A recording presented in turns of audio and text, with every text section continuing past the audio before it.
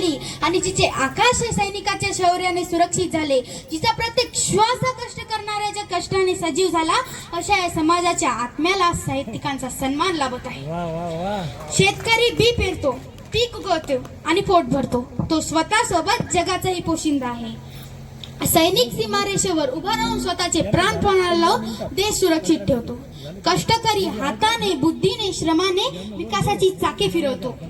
हे तिन्ही समाजाचे आधारस्तंभ आहेत, जाणणारा, दिसणारा आणि जगणारा. मात्र या आधारस्तंभांना अर्थ देणारा, दिशा देणारा आणि यांच्या कार्याला शब्दात अजरामर करणारा घटक म्हणजे साहित्यिक. साहित्यिक हा समाजाचा आरसा असतो. तो केवळ सुंदर चित्र रंगवत नाही, तर समाजाच्या धुळीत दडलेले प्रश्न उघडे करतो, अन्यायाला प्रश्न विचारतो, माणसातील माणुसकी जपतो. अशा या सर्व साहित्यिकांना नमन करून आम्ही जिल्हा परिषद वरिष्ठ प्राथमिक केंद्र शाळा मौजा रोड येथील मुले आमच्या कार्यक्रमाला सुरुवात करीत आहोत. सादर करीत आहोत शब्दशी दोरी.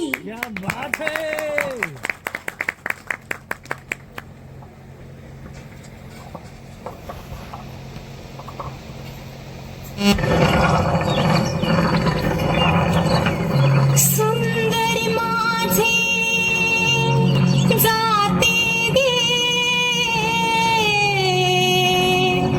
फिरते बहुतुके, ओव्या गाऊ कौतुके. तू येर बा विठ्ठला, तू येर बा विठ्ठला. सुंदरी माझे जाते गे, फिरते बहुतुकी, ओव्या गाऊ कौतुकी. तू येर बा विठ्ठला, तू येर बा विठ्ठला, तू येर बा विठ्ठला. जीव शिव खोटे गे, प्रपंचाचे नेते गे, लावून पाची बोटे गे. तू येर बा विठ्ठला, तू येर बा विठ्ठला, तू येर बा विठ्ठला. सासू आणि सासरा, दीर तो तिसरा, ओव्या गाऊ भ्रातारा. तू येर बा विठ्ठला, तू येर बा विठ्ठला.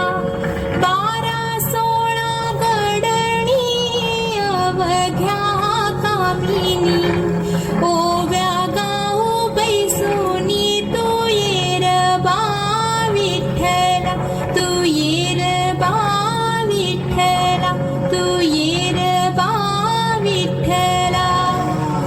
कोंबड्यानं बांग दिली, मलकबाई जाग आली. कोंबड्यानं बांग दिली, मलकबाई जाग आली. सुपात गोंधळ घोळीती, बाई सुपात गोंधळ घोळीती. सुपात गोंधळ घोळीती, बाई सुपात गोंधळ घोळीती.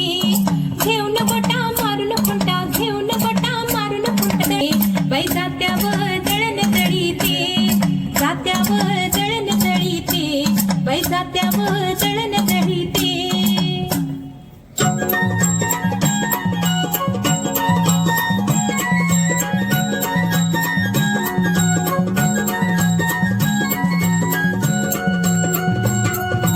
उजळून आलं आभाळ रामाच्या पारी, उजळून आलं आभाळ रामाच्या पारी. अन गाव जागवत आली वासुदेवाची स्वारी, गाव जागवत आली वासुदेवाची स्वारी.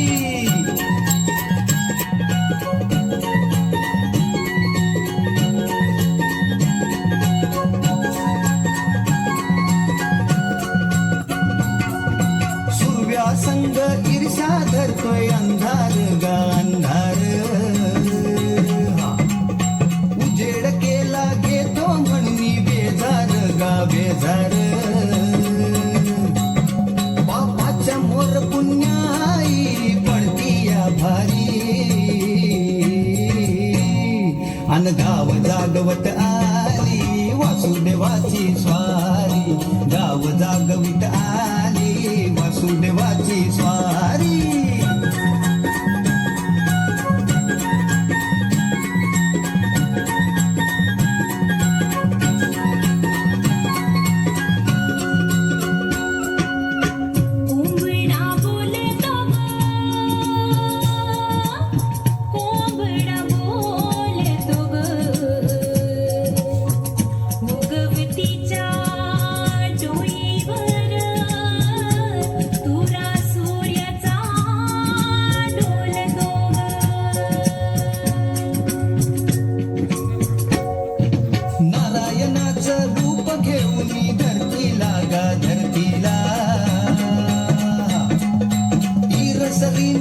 नांद संपवी रातीला गारातीला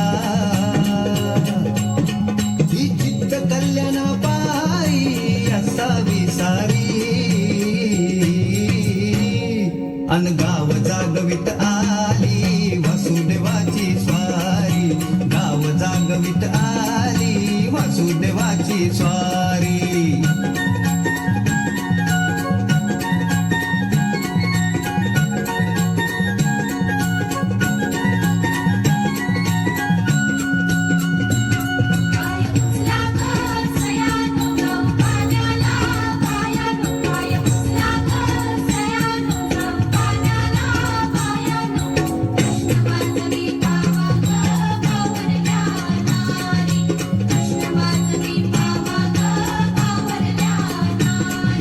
तुमच्या आधी पाखरं उठली घरट्यात गा घरट्यात गाय वासरू बैल जागवी गोठ्यात गा गोठ्यात किसनाचं रूप हे आलं चालून दारी अन गाव जागवित आली वासुदेवाची स्वारी गाव जागवित आली वासुदेवाची स्वारी दान पावलं वासुदेवाला दान पावलं वासुदेवा.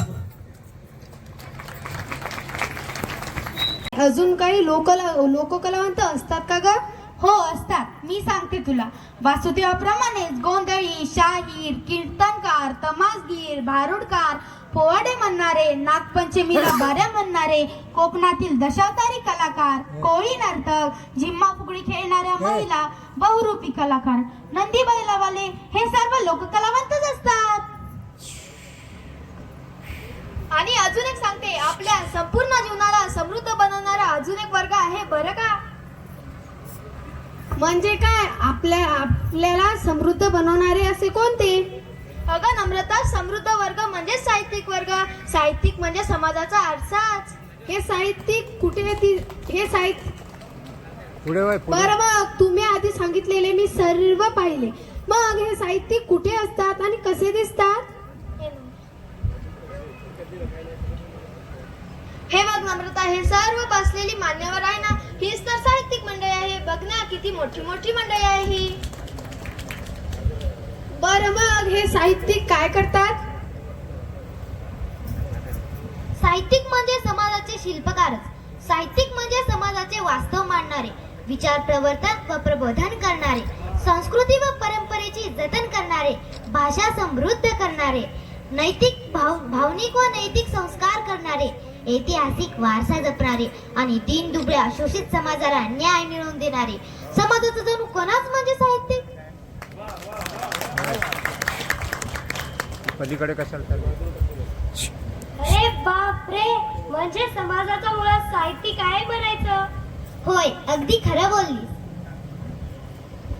ग्रंथोत्सव कार्यक्रमाचे उद्घाटक माननीय श्री इंद्रजित भालेराव सर हे सुद्धा महाराष्ट्रातील एक सुप्रसिद्ध कवीच आहेत. म्हणजे काळ्या आईचा लेखच बरं का. बरं, मला सांग, आपल्या जिल्ह्यात साहित्यिक आहेत का? अगं असं काय विचारतेस? आपल्याकडे तर साहित्यिकांची हिरे, माणिक, मोती आणि सोन्याची खाण आहे बघ. 2200 वर्षाआधी गणाढ्य नावाचे साहित्यिक आणि महर्षी वात्सायन हे आपल्या वत्सगुल्म नगरीचेच.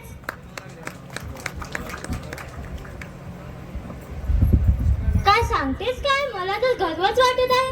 माझी नगरी एवढी समृद्ध आहे. म्हणजे वाशिम मध्ये सुद्धा साहित्यिक आहेत ना? SMC चे अध्यक्ष माननीय श्री हरिभाऊ क्षीरसागर सर हे सुद्धा एक लेखकच आहेत बरं का. वाव, किती छान ना.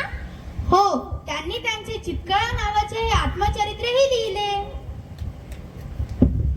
अगं बाई, एवढंच नाही, साहित्य अकादमी प्राप्त लेखकही आपल्या वसगुल्म नगरीत आहेत. पद्मश्री नामदेव कांबळे सर असे त्यांचे नाव आहे. त्यांनी राघव वेळ मधून उपेक्षितांना न्याय मिळवून दिला. जिंगलक लक तुया कपाळे कुक्कुतू तोंड काहून लाल मग लगीन झालं काल. तू नानाबद्दल बोलतेस ना? होय, नाना अर्थात ज्येष्ठ साहित्यिक, कथा, कविता, कादंबरिका श्री बाबाराव मुसळे. एका शेतकऱ्याच्या जीवाची घालमेल व त्याच्या अनंत अडचणी, जगण्याचे हाल व वास्तव दर्शन त्यांनी हाल्या दुधुदेमधून मांडले. नानाची एक बाकी 20 रुपयाचं काय हा पाठ 6वीच्या बालभारतीच्या पुस्तकात सुद्धा आहे बरं. गावगाड्यात दलितांची कोंडी कशी होते याचे वास्तव मांडणारे, आघात कादंबरीतून वास्तव मांडणारे श्री विलास अंबोरे सर. नाही फिरलो माघारी आणि याच कविता संग्रहाचे मुडकर देखा नाही अशा हिंदी अनुवाद सांगणारे, मध्य प्रदेश सरकारचा भा.रा. तांबे पुरस्कार पटकावणारे कवी श्री मोहन शिरसाट सर. झोपडी नंबर 12 या कविता संग्रहाचे समृद्ध कवी श्री अनिल कांबळे सर, जिथे बाबाराव मुसळे यांनी 33 वर्ष सेवा दिली, हे त्याच पारडी डफमोरगावचे. मैलाच्या दगडाचा लिलाव या कविता संग्रहातून सामाजिक, राजकीय, धार्मिक इत्यादी बदलणाऱ्या परिस्थितीवर भाष्य करणारे श्री शेषराव पिराजी धांडे सर. स्वतः शेती धंद्यातील व्यथा, वेदना, संस्कृतीचे दर्शन घडवणारे कवी श्री दिवस बोलू देत नाही या कविता संग्रहाचे कवी गजानन फुसे सर. बंजारा संस्कृतीचं सशक्त दर्शन आपल्या कथातून दर्शवणारे अस्वस्थ तांडाचे लेखक डॉक्टर विजय जाधव सर.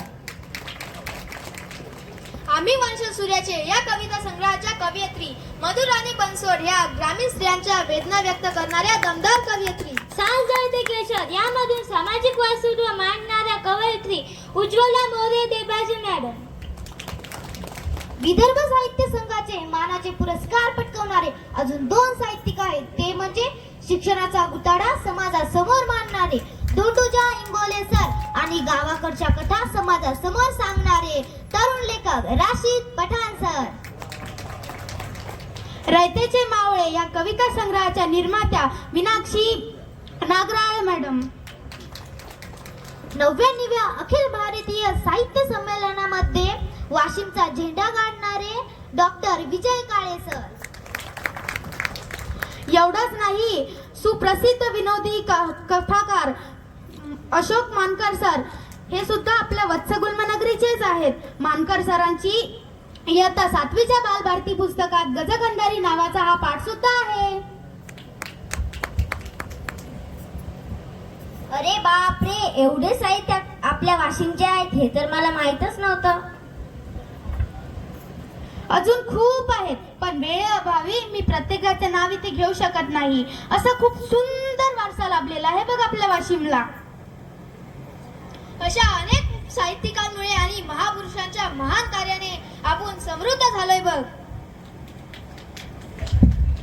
इसवी सनाच्या आधीपासून आणि संतांच्या कामगिरीने हिंदवी स्वराज्याचे संस्थापक छत्रपती शिवाजी महाराजांपासून ते स्वामी विवेकानंद, महात्मा फुले, छत्रपती राजश्री शाहू महाराज, घटनेचे शिल्पकार डॉक्टर बाबासाहेब आंबेडकर आणि अशा अनेक महापुरुषांचा वाटा आपल्या जगण्याला आकार देत आहे. राजमाता जिजाऊची शिकवण आपण आजही विसरलो नाही.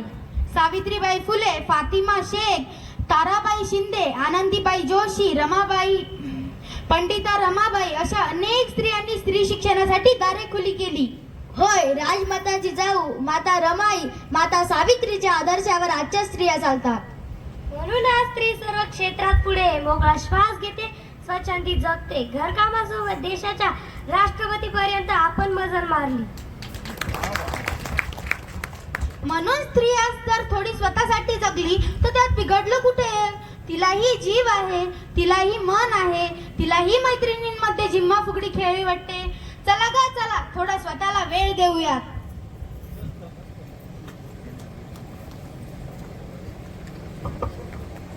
जय देवी मंगळा गौरी सोनिया काठी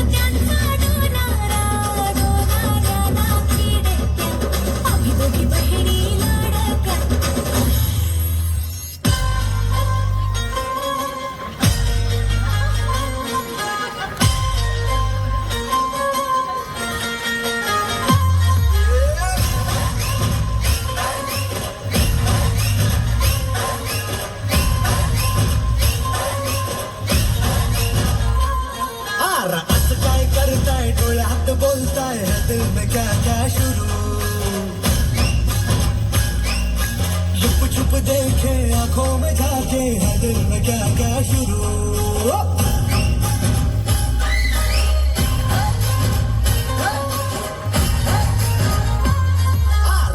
काय करताय डोळ्यात बोलताय है दिल में क्या क्या शुरू लुप छुप देखे आंखों में झाके है दिल में क्या क्या शुरू मुझे बता जरा कहता क्या दिल तेरा इश्क का रंग लग बाय बाय बाय बाय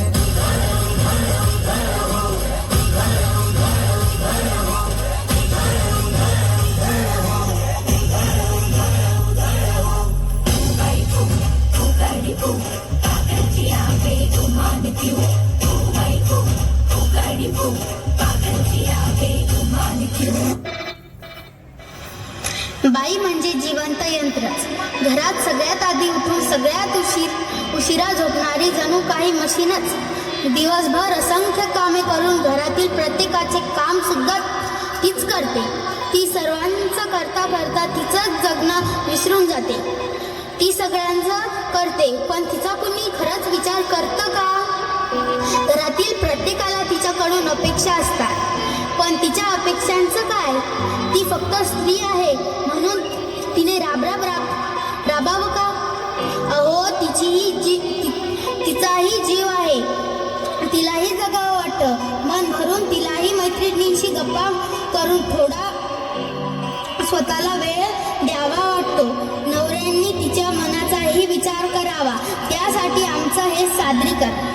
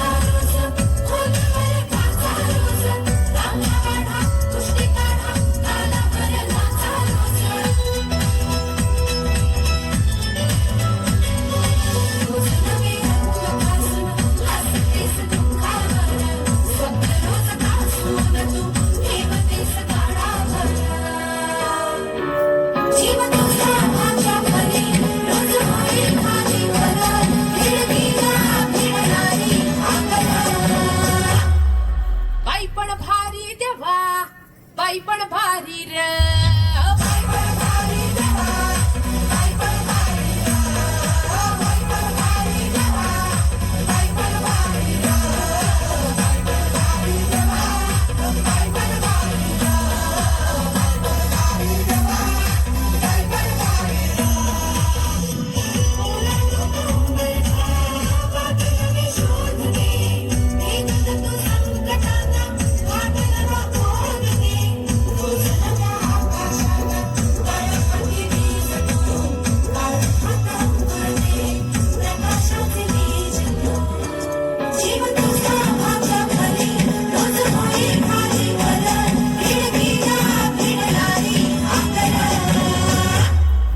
बाई पण भारी देवा, बाई पण भारी र.